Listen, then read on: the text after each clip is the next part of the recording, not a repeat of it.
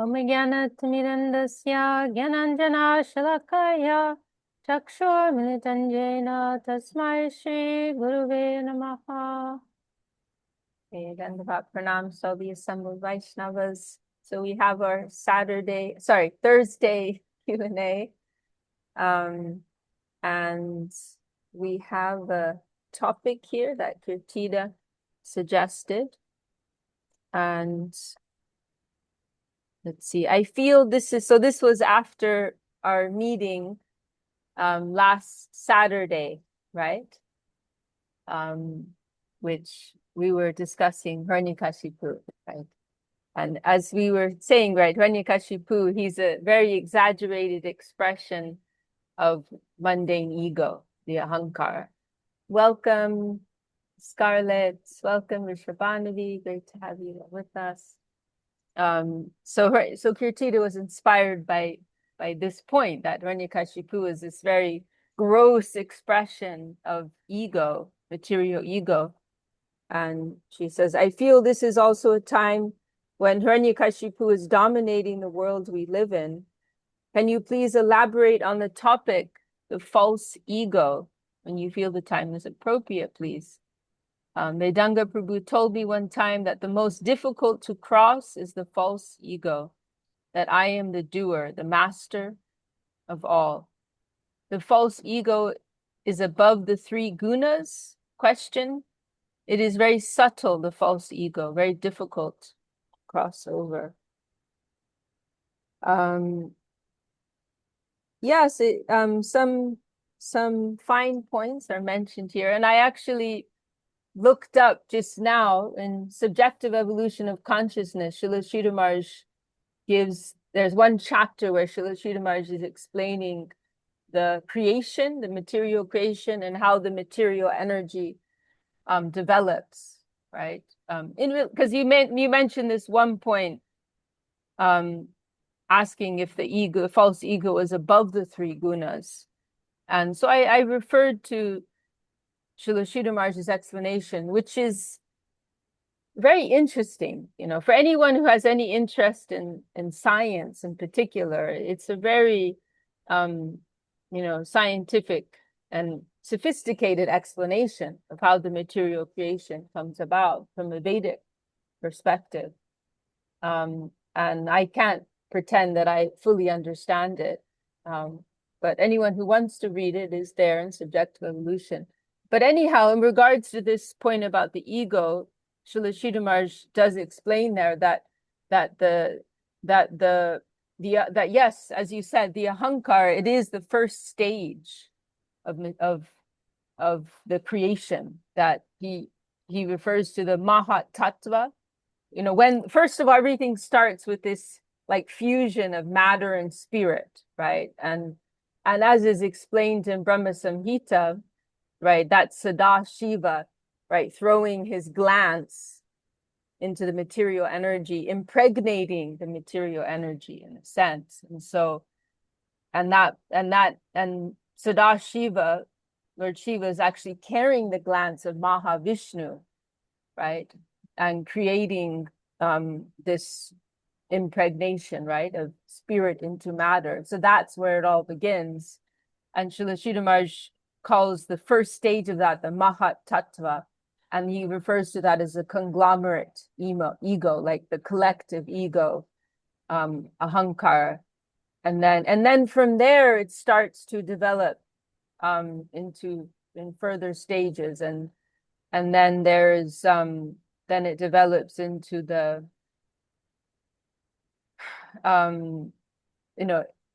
ether, these things, right? Air, water, ether, fire, earth, right? Earth, water, fire, air, ether. These five elements. Then it enters into another stage of the different gunas. So you can say basically it's just all just different stages of the material energy.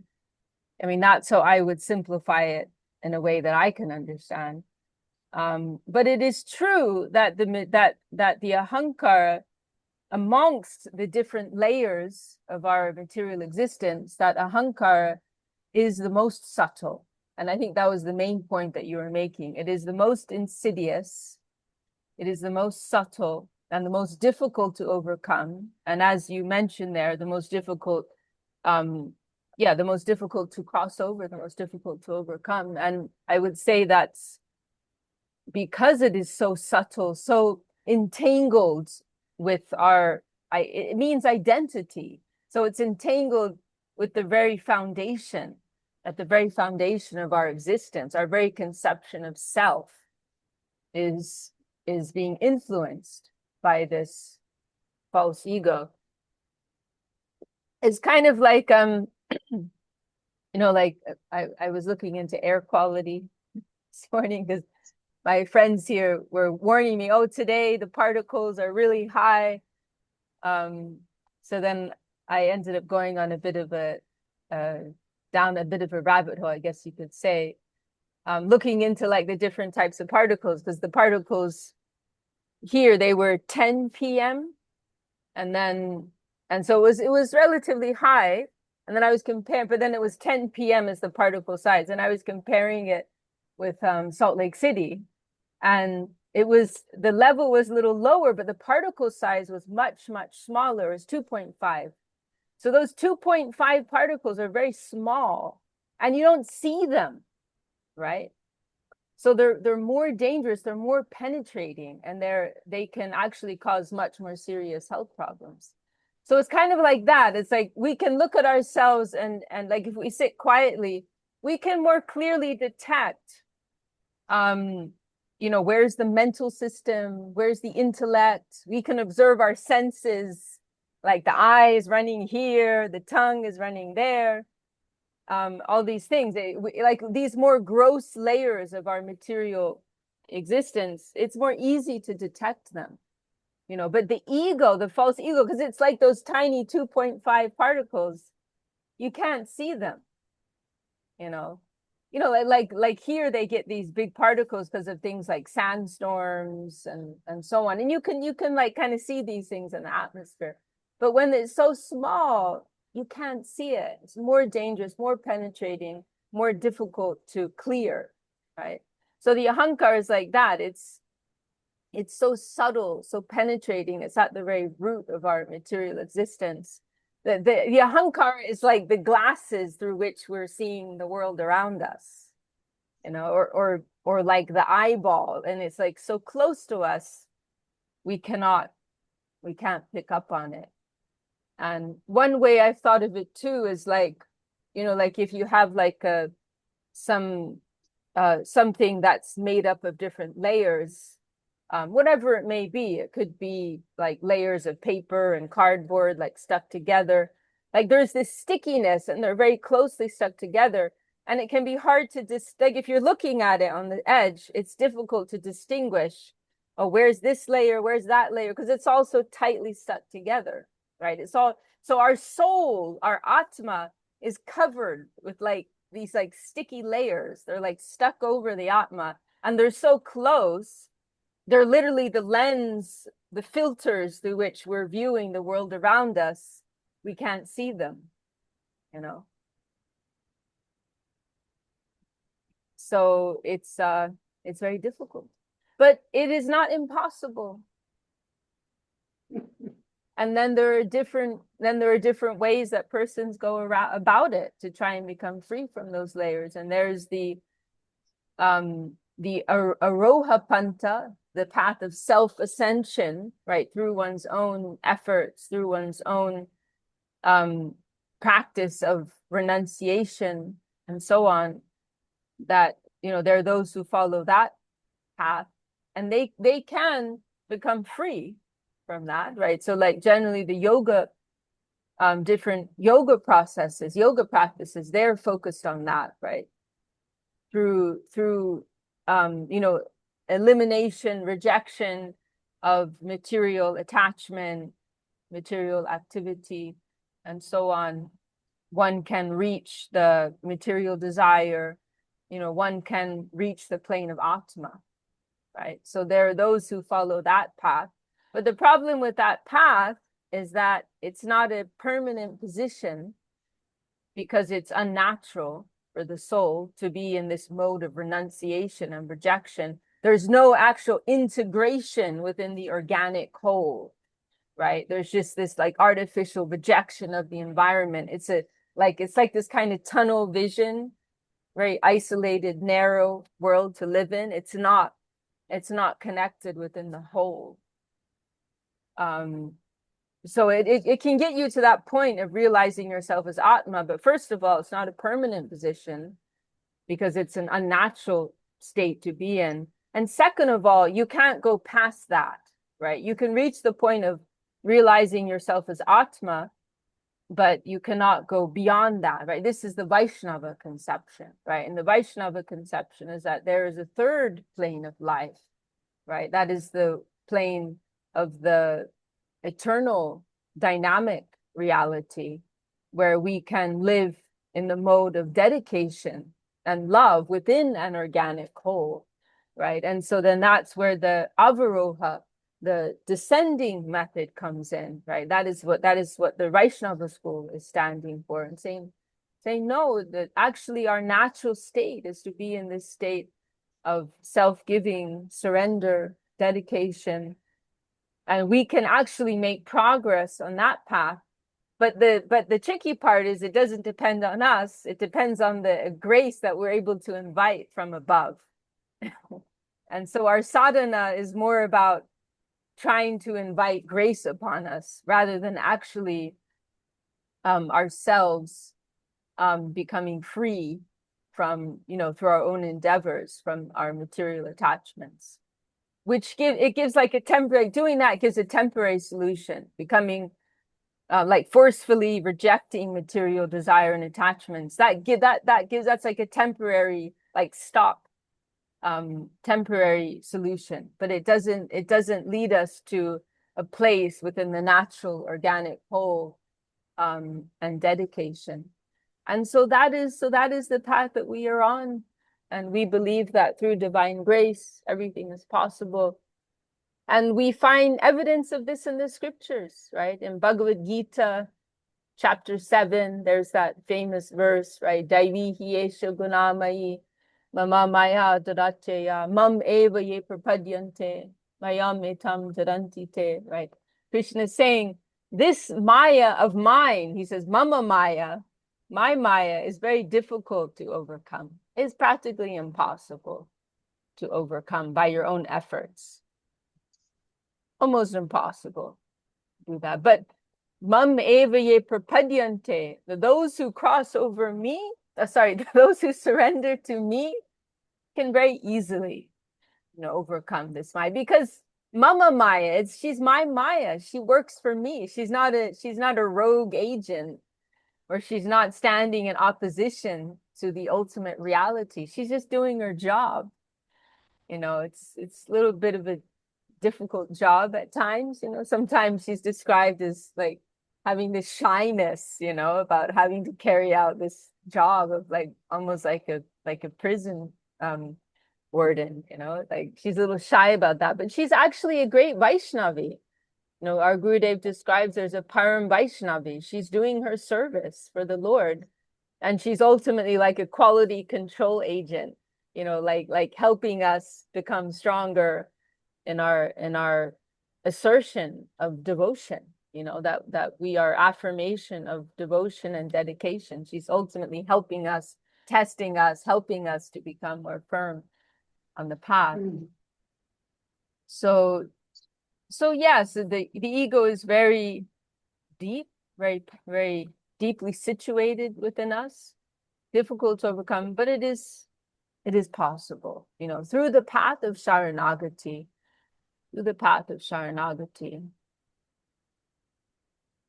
Atma Samarpane Gela Abhiman. I was remembering this song of Bhakti Vinod Thakur, I surrendered to you, my Lord, and it's like sweet Bengali, and my ego went away. Gela Abhiman. My Abhiman went away, And it's interesting because generally this ahankara, it's used in the pejorative sense, right? In the negative sense. But I found in one place in Prapana Jivanamrita, Srila Sridhar Maharaj uses this expression, Shuddha Ahankara, pure ego. I mean, of course, we know there's the conception of pure ego, but I haven't ever seen it specifically used in conjunction with that word of ahankara, right? Normally, that specific word ahankara is always used in a negative sense. But there's also shuddha ahankara, right? There's also the pure ego. Ego just means identity, so we're not afraid of ego ultimately. Ego's been given a bad rap by us Hare Krishnas. But ego's not, and many other spiritualists, no doubt, but it's not a bad word, actually. It's actually, this is also what is so beautiful about the Vaishnava conception. There's no dissolution of the individual self, right? But we can preserve our individuality to the point where we can beat the Supreme Absolute. Mother just showed us beating Krishna. Nanda Maharaj is chastising him. His beloved Radharani is rebuking him. Krishna himself is declaring, Aham bhakta pradino hyasvatantra eva dvija. It is as if I have no independence, right? I am bound by the love of my devotees. Right? It's carefully worded, Eva, like it is as if I have no independence. Actually, he has full independence, but he chooses to allow himself to be controlled by love. And what is that but a celebration, a supreme celebration of individuality, right? Of ego, actually. And our Gurudev, he mentioned this one place in Bhakti Rasamrita Sindhu where there's a description of this devotee. And he said it is a mood of Lalita Devi, because Lalita Devi has this type of arrogance, right? Spiritual arrogance, where she will chastise Radha and Krishna for their own sake, for the Leela, She's doing it from a place of utter selflessness, right? But solely in a mood of love and service. And so this one place in Bhakti Rasamrita Sindhu is describing this mood of the devotee, saying something like, I don't care for Baladev, I don't care for Rukmini, I will do my service. And there was this one scholarly Vaishnava who had been commissioned by Srila Sridhar Maharaj to do the translation from Sanskrit to Bengali. And he was saying in the Maad, doing the work, consulting with Param Guru Maharaj when appropriate. And so he came to this one part and he was puzzled, like, how can somebody talk to Baladev like this? Balaram, how can someone speak to Satyabhama like this? She's Krishna's queen. And so he took it to Param Guru Maharaj, to Srila Sridhar Maharaj, and Srila Sridhar Maharaj explained, this is the mood of the devotee, that they have this. But there's also this beautiful phrase in Bhakti Rasamrita Sindhu is describing the different effects that will take place for one in whom the seed of devotion has begun to sprout. And one of them is, it begins Kshantir of Yarta, begins like that. But one of the things it mentions is this, that really captured my attention, is this boldness to serve. Boldness to serve. And you can even see that in some of the devotees in our communities. They have this firmness, an ego. No, I am doing my service. And someone may say, oh, you can sit down, relax, No, I will do my service, or, can I help you with that? No, this is my service. Or if your guru or respected person is coming to do something, you will say, no, I will do this seva.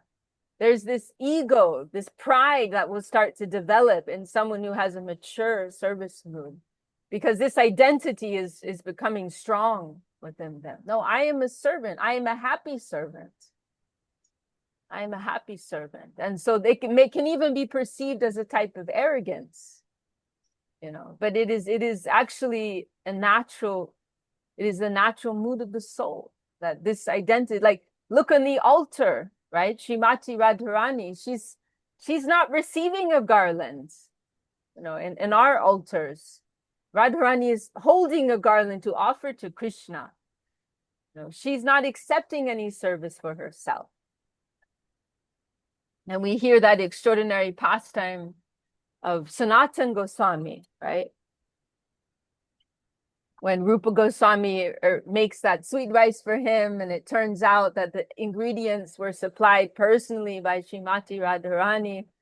Sanatan Goswami is not happy when he finds that out. Oh, how wonderful. Radharani herself has come and arranged for this sweet rice. You know, I mean, that's what, I mean, any one of us would have thought we were supremely blessed. You know? And of course it is. And other great Vaishnavas will have that type of mood. Oh, what a blessing to receive. You know, that is also a very beautiful mood. But Sanatan's standard of devotion is so high that he's not even happy to receive service from Radharani, because he's feeling, my whole life is to fulfill the smallest need of hers, and now she has come to serve me. This is a terrible thing.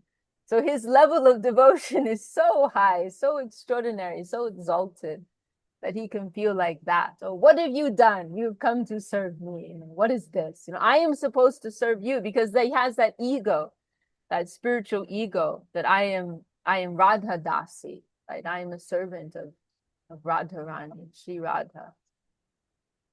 So we can also think like that, you know, now we are in this ego.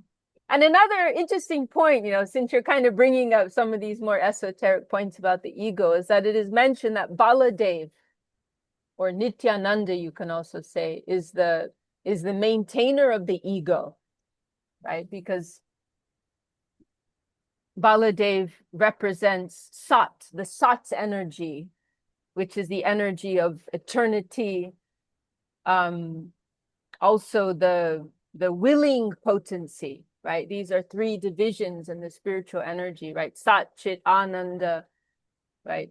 Samvit, Sandini, Pladini, right? These three spiritual energies have these different, they take these different expressions, right? Different forms of eternity, consciousness, joy or bliss, but then also this willing, thinking, feeling, right? And Baladev, Krishna, Radha, they are the ultimate entities who are embodying these three aspects of the spiritual energy. So Baladev, right, he's embodying the willing potency, Sandini or Sat, right? And so he's the sustainer, he's the maintainer, sustainer of the whole, both spiritual creation and material creation. He's also the maintainer of the ego, right? He's the maintainer of spiritual ego as well as the maintainer of our material ego. We can also pray. We can also pray to Nityananda, you know, please help me. You know. We have in that, I don't have a kirtan guide right next to me now, but there's that beautiful verse it's in Kobe Hobe Bolo. There's that beautiful verse.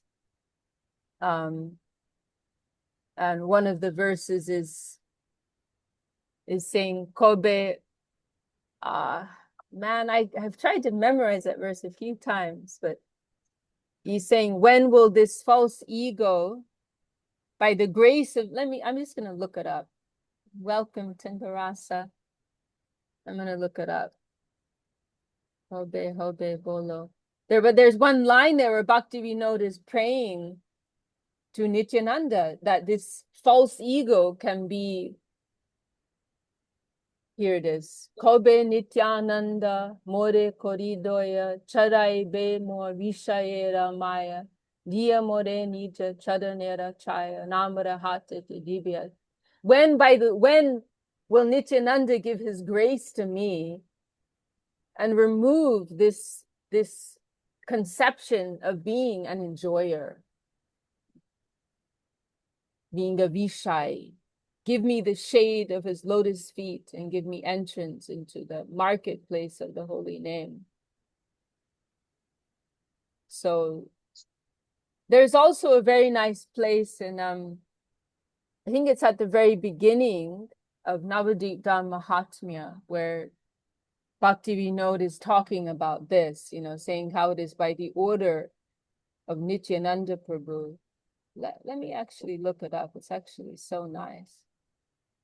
It's quite extraordinary, actually. I don't know which part it is in the. Yeah, there's this quite extraordinary part near the beginning. Let me see if I can find it. So yes, by the mercy of Nityananda, of course we hear that in a general sense, but this is something more specific, that he's actually responsible for the ego, he's maintaining our ego. And so we can pray to him, like, please give me that spiritual ego of Krishna or Nitya Das, servant of Shri Krishna, and feel what a wonderful thing that is.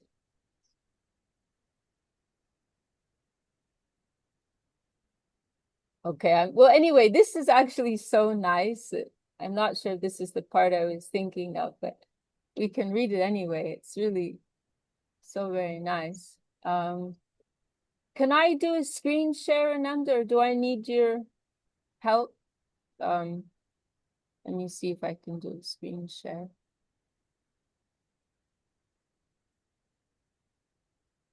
Yeah, it looks like I can do a screen share. Yeah, you should be able to. Okay. Nice. Okay, cool. Yeah, I just love this section of Navadita Mahatmya. It's so beautiful. Let us carefully consider why souls disregard divine love.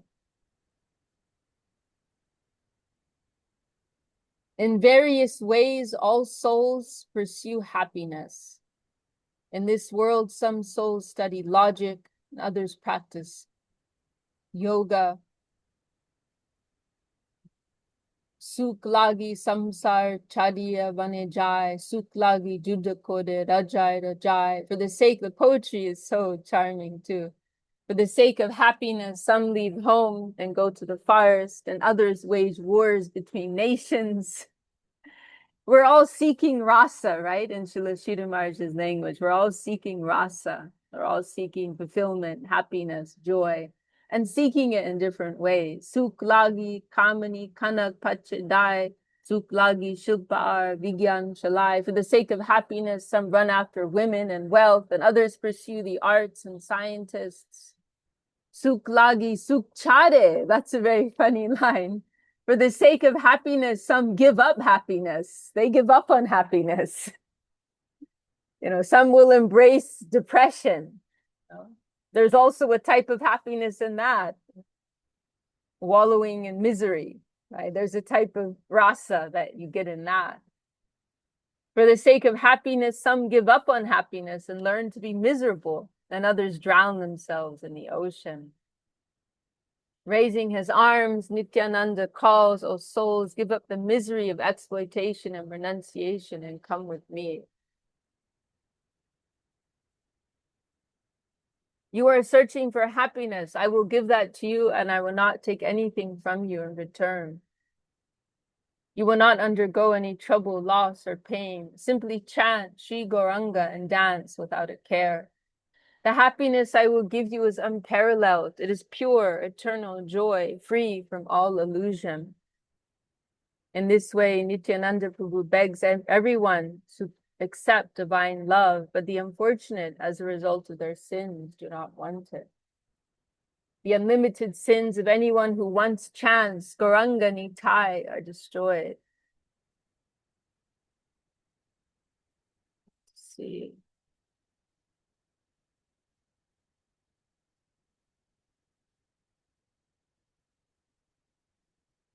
When souls free from offenses chant the name of Krishna, they quickly attain divine love for Krishna. The special characteristic of Sri Chaitanya's pastimes is that souls attain the wealth of divine love even while they commit offenses.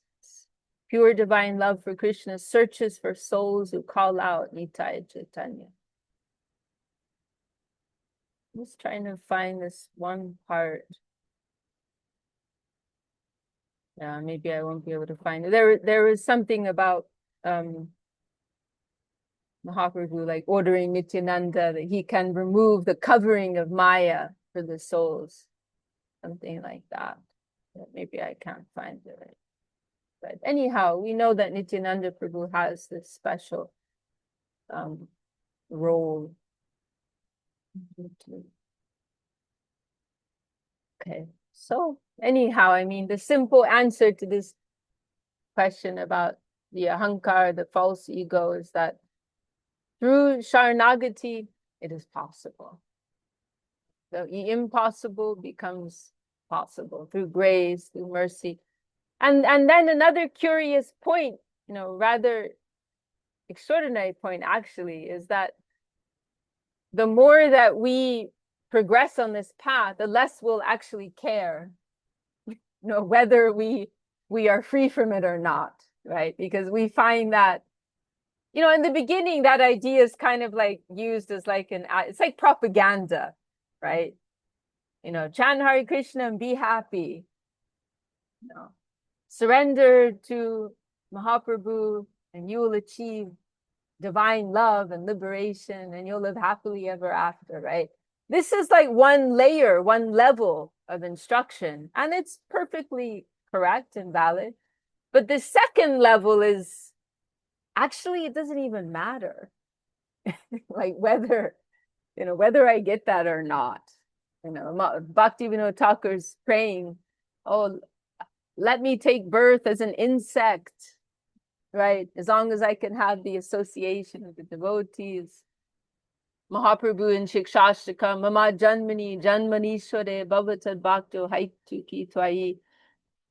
And the thing is, like, sometimes devotees can look at these statements and get like a little scared, like, whoa, this is going really high. And someone could even think it sounds a little culty, like, whoa, like, is this what we're supposed to be trying to cultivate?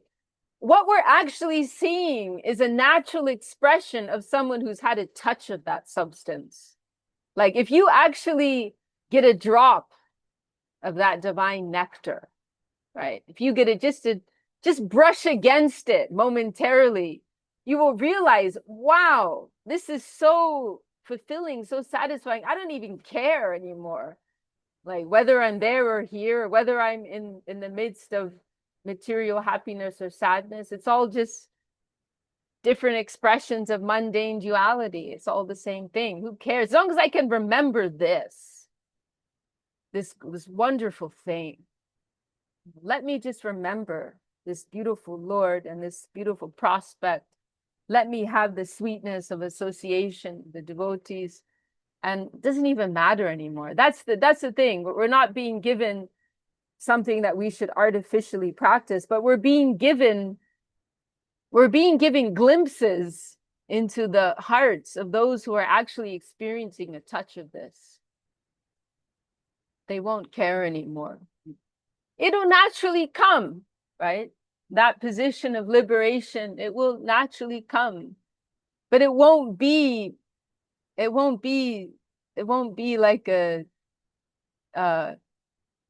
it won't be something to write a headline about. Let's put it like that. It'd be like, okay, like once you're actually on that path, you won't care. Like, oh, okay, so I passed the point of liberation. Cool. What's next on my service list? Like what else do I have to do? Like, like you just carry on. It's not such a momentous occasion if you're actually in that culture. So, but of course, it's necessary that we have some understanding of all these things, but we not to be hopeless. That is what our Gurudev, Srila Govinda Maharaj, used to say, not to be hopeless. And ultimately, all these struggles that we go through, it is all part of the Lord's play.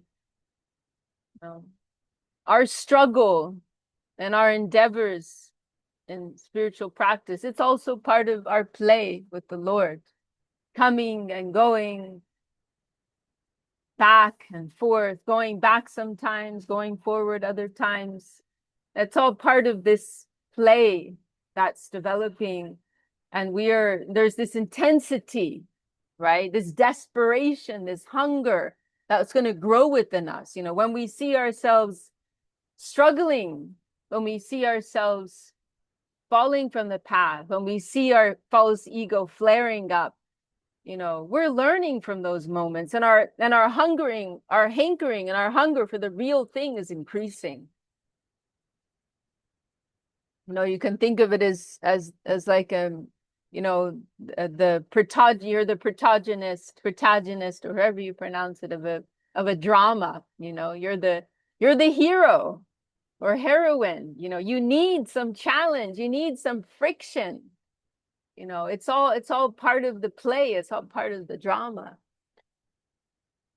So yes, we have difficulties, we have moments where we're staring into the abyss, overwhelmed by hopelessness and helplessness.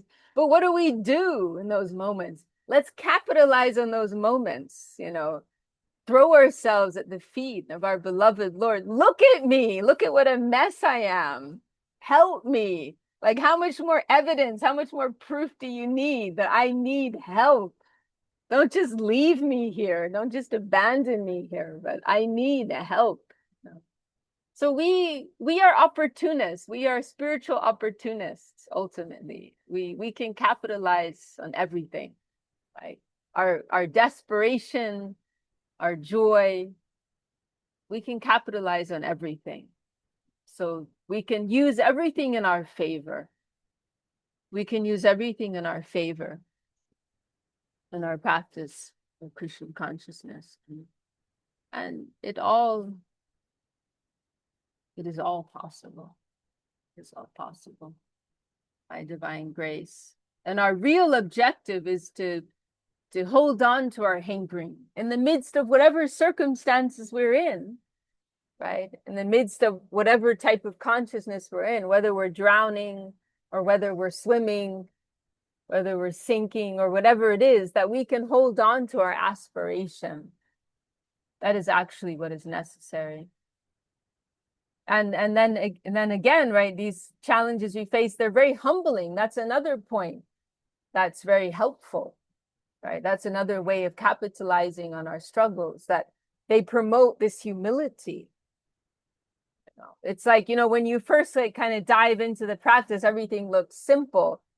We don't have, you know, it's a little, you could say like our practice and our conception is a little one-dimensional.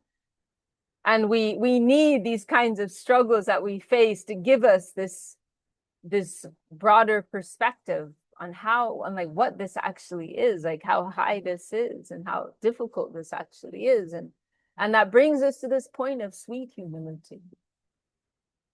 So it is a wonderful thing. If we can take everything in the right spirit, it becomes a wonderful thing. And Nanda Maharaj's prayer, there's these beautiful prayers of Nanda Maharaj in Bhagavatam. Sure, I mention them from time to time. So beautiful. Even Nanda Maharaj himself, you know, he's God's father. You know, he's praying, you know, wherever I'm supposed to wander by the will of providence and my karma, let it be. Like whatever I have to face on my path, let it be. My only prayer is that I can always remember Krishna. That I can always remember Krishna. That is my only prayer. And that whatever I'm doing, it can increase the spirit of devotion within me. That is my prayer. That whatever I need to face in this subjective plane, whatever I have to deal with and go through, let it be. You know, but let me just remember this, hold on to this, you know. So the same with ourselves. We will have to go through all kinds of things, internally and externally. And the most difficult one is the internal side, right? That when the enemy is within, Srila Sridhar Maharaj makes that point. When the enemy is without, it's a little easier. You can identify, oh, this is my enemy. But when you have the enemy within, it's like a traitor in your midst. It's like, oh, it's like, you know, you can like sort everything out in the environment, do the practice of Sharanagati, acceptance of the favorable, rejection of the unfavorable. And then it's like, oh no, now I'm left with myself. Like, oh no. That's more difficult. So we also have to face that, you know, we have to face ourselves. We have to face the fact that we ourselves are working against ourselves at times. You know, that can be the most difficult. So all kinds of anomalies will come within and without. But we want to just hold on. In Loving Search for the Lost Servant, there's that beautiful chapter on the Govardhan Leela. Srila Sridhar Maharaj describes it there. And my favorite is the very last paragraph or two paragraphs where Srila Sridhar Maharaj is saying, like, anything may come to attack us. And, you know, in the same way that Indra comes to attack the residents of Vrindavan. And he says, but we can take shelter, you know, just like the Brajabasis take shelter of Krishna, pray for shelter under Govardhan Hill. We can also pray for that kind of shelter. And nothing can touch us there. So we can also pray to Krishna in his magnanimous form, the Sri Govardhan. We can pray to Sri Guru, we can pray to Nityananda, we can pray to the Vaishnavas.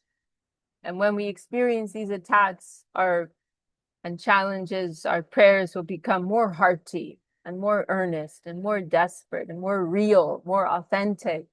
And then what are we doing? We are inviting grace. You know, we are inviting more grace into our lives. And, oh, such is my condition. I need your help. I need your grace. Such is my lowly condition.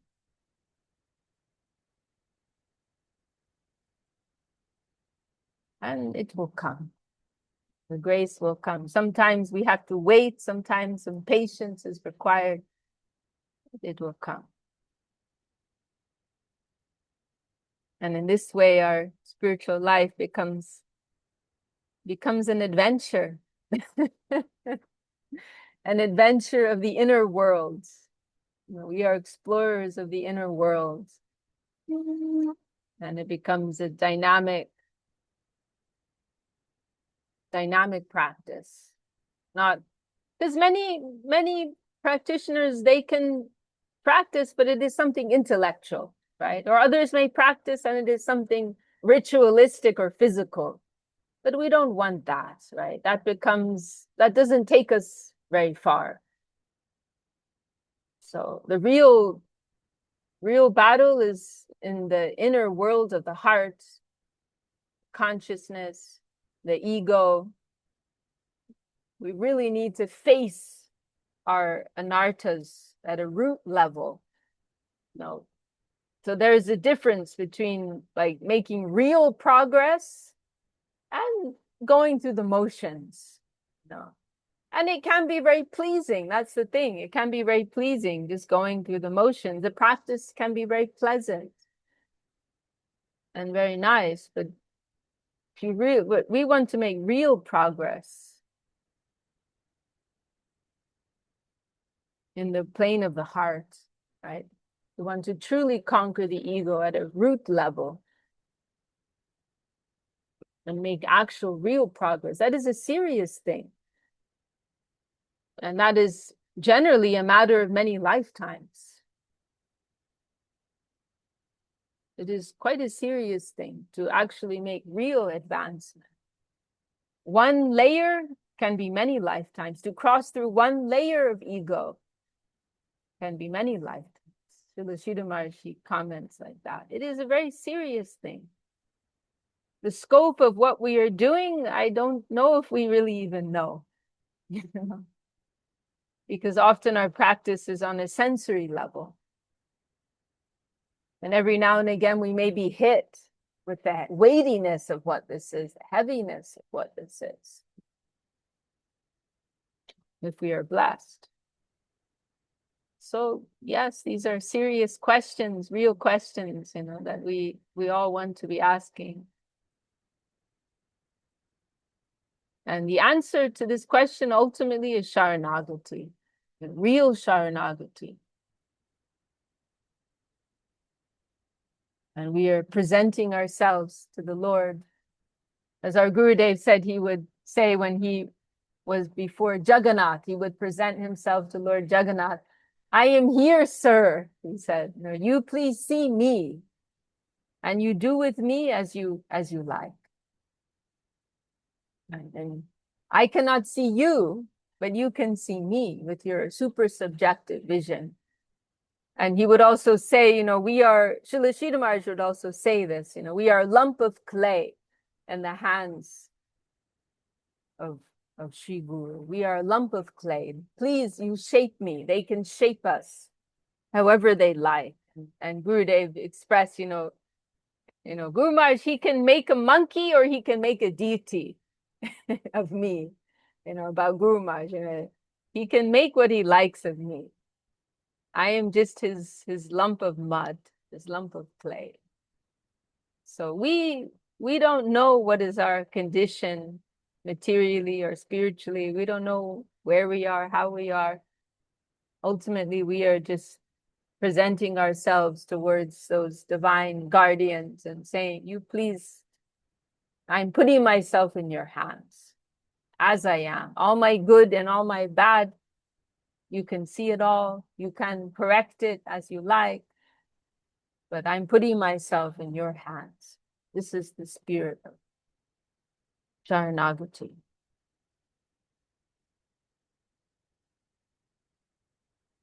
And we're very fortunate that our gurus have put emphasis on this point because it is very crucial for real advancement in devotional life.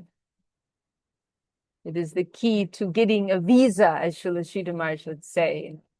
To get a passport is one thing, to come to the plane of soul, of Atma. But to have entrance into that plane of super soul, that requires a visa. That's more difficult. Anyone can have a passport. Anyone in the world can have a passport, as far as I'm aware. But to get a visa, that is more rare. You need some qualification for that. You need to be welcomed by the other side, where it is that you want to go. So we are seeking a visa into the transcendental world. So that is not a light matter, actually. Even here in this world, it's not always so easy to get a visa to wherever it is we want to go. What to speak of a visa to the eternal world.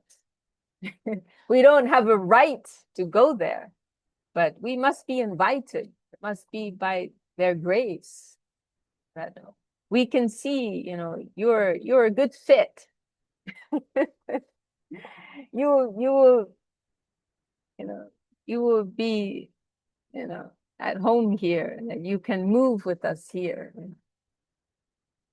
They want to see that we can understand the spirit and be a part of the spirit of that plane of dedication and divine love, pure love.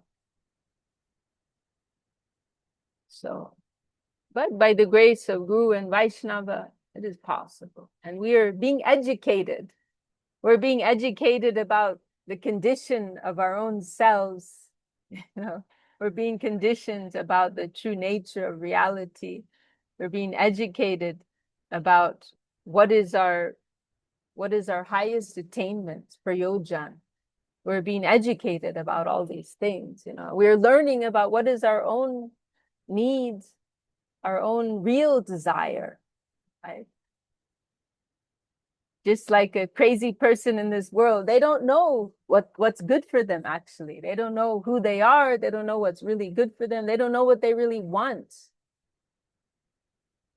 So our Gurudev has a beautiful phrase. I think it was about Bhaktivinoda Thakur and his songs. Like he's teaching us about the condition of our own heart. What is the need of our own heart? And in the beginning, some of these things may sound strange. We have these reactive tendencies that's coming from the false ego, right? The ahankara. It's a very subtle filter that's interrupting our view of the true nature of the environment. So our false ego's reacting, right? We may come across certain things in the Vaishnava conception, and we are reacting to that.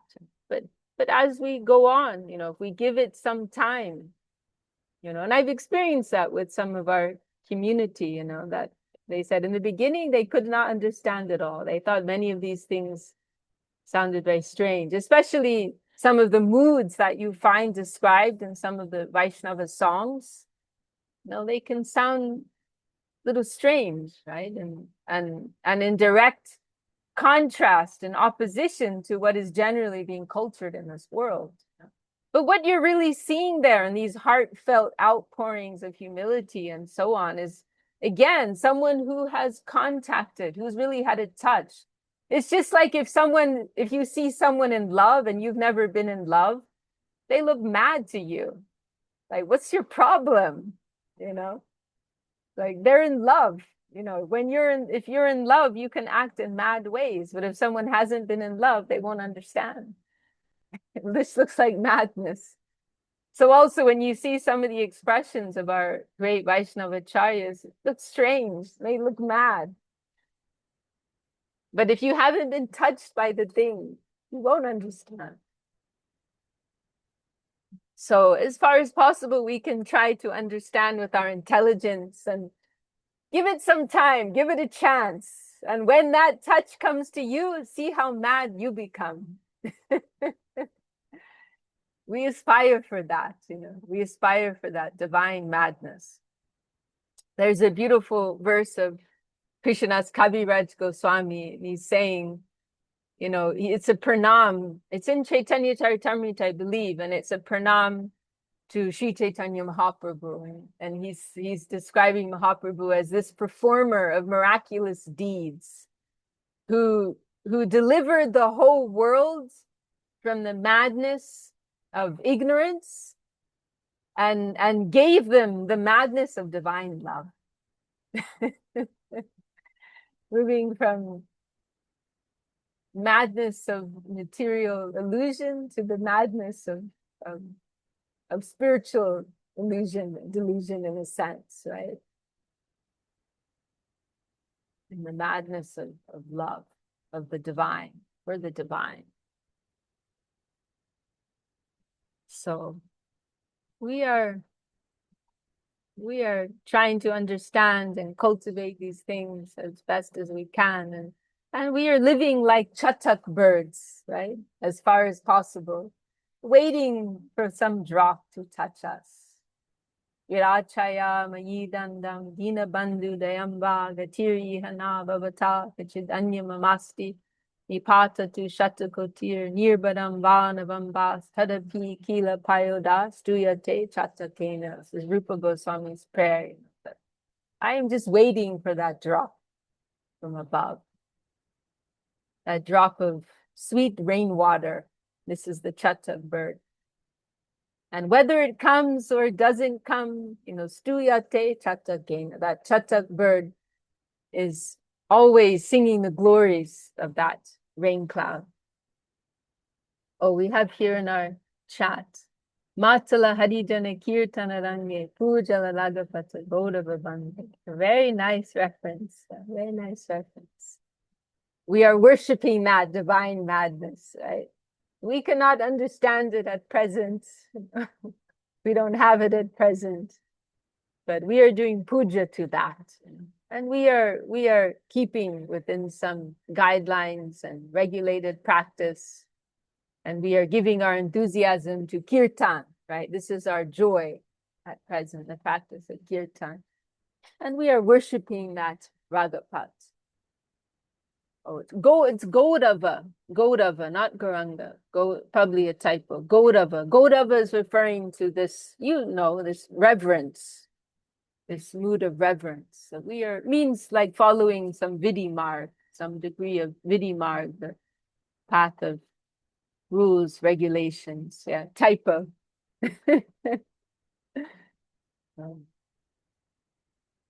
No worries. No, thank you for sharing that reference. Shreya is so brilliant, really. He's very intelligent. And I'm very surprised, like sometimes, because he's only been with our community for, it's been a few years, not so long, but sometimes I'm surprised the things he can remember. Like stories I can barely remember. And, stories about some things that happened like in the 40s and Armat and Navadip, like some of the obscure references, he will remember. So we're very happy to have you in our family, Shreyash. Okay, well, that topic kind of took us through the whole hour here. Do you have any reflections, Kirtida, on that?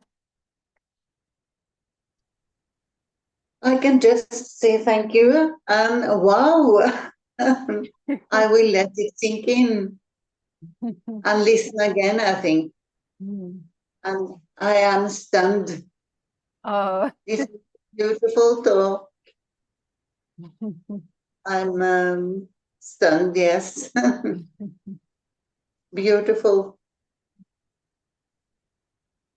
If you want to look at some of these more technical things about the Ahankar, then I recommend looking in Subjective Evolution of Consciousness, that chapter, the creation. There's more on that there. If you like, it is, or if anyone else does, it is there. And I mean, it's helpful for Sambandha, Sambandha Dhyan, if you wish.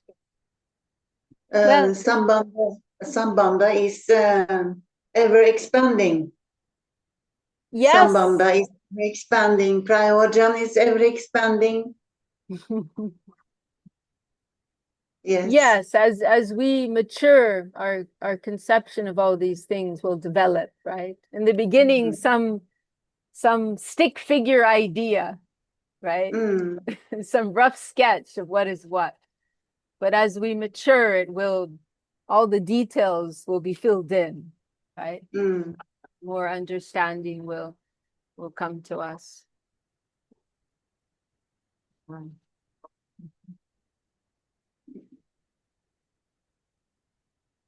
Well, I don't know. Does anyone want to bring up anything else, or should we close there for today?